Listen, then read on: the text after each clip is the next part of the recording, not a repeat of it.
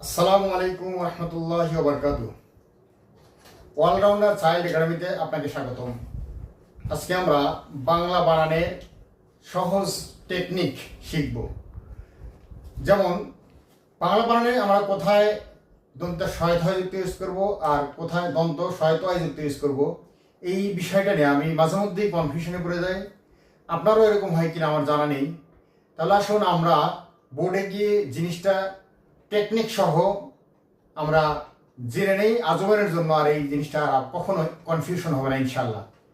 আজকে শুরু থেকে শেষ পর্যন্ত যে আমার ভিডিওটা দেখেন, তাহলে আপনি এবং ছোট বাচ্চা কাচ্চা যারা আছে তারাও এই বানানটা নিয়ে জীবনে আর কখনো কনফিউশনে ভুগবে না ইনশাল্লাহ। তাহলে আসুন শুরু করা যাক। বিসমিল্লাহির রহমানির রহিম। অলরাউন্ডার চাইল্ড একাডেমি, বিষয় বাংলা বানানের সহজ নিয়ম ও টেকনিক। দন্ত সহায়তাযুক্ত ও দন্ত সহায়তাযুক্ত কোথায় কি লিখবেন, এই দুটি শব্দ থেকে দন্ত সহায়তাযুক্ত এবং দন্ত সহায়তাযুক্ত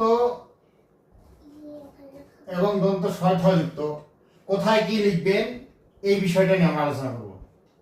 দেখুন, অভ্যস্ত না অভ্যস্ত, বিশ্বস্ত না বিশ্বস্ত, মুখস্থ মুখস্থ না মুখস্থ, ক্ষতিগ্রস্ত না ক্ষতিগ্রস্ত, ক্ষতিগ্রস্ত না ক্ষতিগ্রস্ত, পদস্থ না পদস্থ ইত্যাদি। এই বানানগুলো লিখতে গিয়ে আমি প্রায় কনফিউশনে ভুগি। দন্ত সহায়তাযুক্ত লিখবো নাকি দন্ত সহায়তাযুক্ত লিখবো। আপনারাও নিজেকে বিবেককে জিজ্ঞাসা করলে আপনিও পেয়ে যাবেন অ্যান্সার। অনেক সময় আমরা অনেক উচ্চশিক্ষিত মানুষ এই বিষয়গুলোতে অনেক সময় অসচেতনতার কারণে ভুল করে ফেলি। আজকে যে টেকনিকটা আমরা শিখবো, এটা ফলো করলে আজীবনের জন্য এই ভুল আর হওয়ার সম্ভাবনা থাকবে না ইনশাআল্লাহ।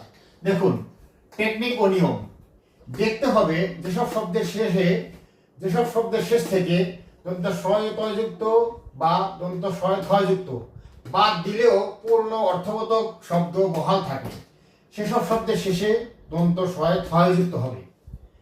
যেমন মধ্যস্থ, এই শব্দটির শেষ থেকে দন্ত সহায়তাযুক্ত বাদ দিলেও পূর্ণ অর্থবোধক শব্দ মধ্য বহাল থাকে।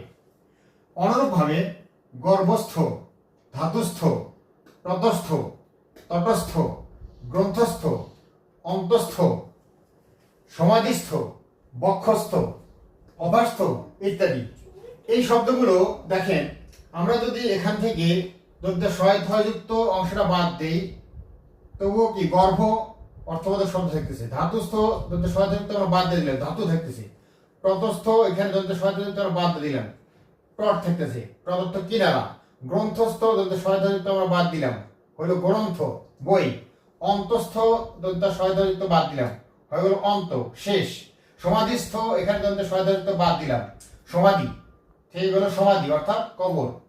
বক্ষস্থ, এখানে দন্ত সহায়তাযুক্ত আমরা বাদ দিয়ে দিলাম, দন্ত সহায়তাযুক্ত কি থাকলো, বক্ষ।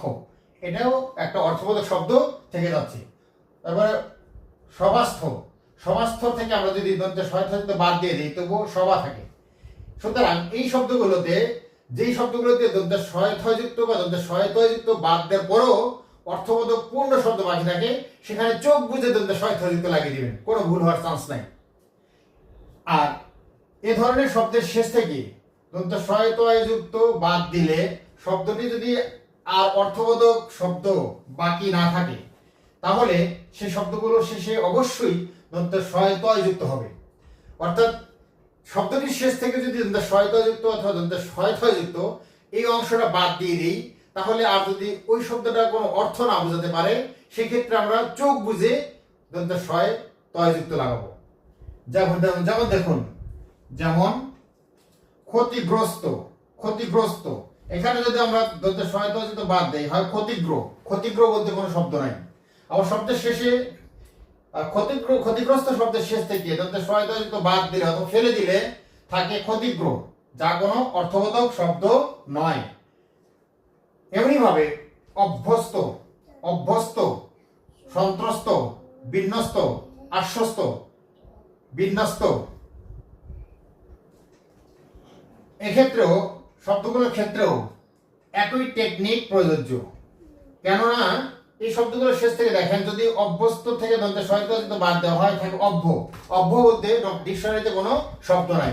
আবার সন্ত্রস্ত, এখানে দন্তের সহায়তা বাদ দিলে দন্তের সন্ত্র থাকে, সন্ত্র বলে কিন্তু কোনো শব্দ নেই।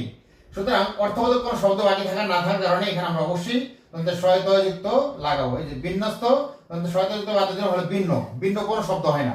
আবার আশ্বস্ত, দন্তের সহায়তাযুক্ত বাদ দিয়ে দিলাম, থাকে হয় আশ্ব, আশ্ব বলতেও কোনো শব্দ নাই। তাহলে আমরা এই সহজ টেকনিকটা মনে রাখবো, ফলো করব, যে দন্তের শব্দের শেষ থেকে দন্ত সহায়তাযুক্ত অথবা দন্ত সহায়তাযুক্ত এই যুক্ত অক্ষরটা বাদ দিলে যদি শব্দটি অর্থবোধক শব্দ বাকি থাকে সেখানে আমরা দন্ত সহায়তাযুক্ত লিখবো, চোখ বুঝে কোনো ভুল হওয়ার চান্স নেই। আর যদি দন্ত সহায়তাযুক্ত অথবা দন্ত সহায়তাযুক্ত বাদ দেওয়ার পরে শব্দটি অর্থবোধক শব্দ না থাকে সেক্ষেত্রে আমরা চোখ বুঝে দন্ত সহায়তাযুক্ত লাগাবো, এতে ভুল হওয়ার কোনো চান্স নেই। তাহলে আমি আশা করছি বন্ধুরা আজ থেকে আর আমরা এই দন্ত সহায়তাযুক্ত অথবা দন্ত সহায়তাযুক্ত নিয়ে দ্বিধাগ্রস্ত হব না, নির্দ্বিধায় আমরা নিঃসংকোচ চিত্তে আমরা সঠিক বানানটি লিখতে পারবো ইনশাআল্লাহ। সকলে সুস্বাস্থ্য ও দীর্ঘায়ু কামনা করে আবার অন্য ভিডিওতে দেখা হবে এই আশাবাদ ব্যক্ত করে এখানে শেষ করছি। আসসালামু আলাইকুম ওয়া রাহমাতুল্লাহি ওয়া বারাকাতুহু।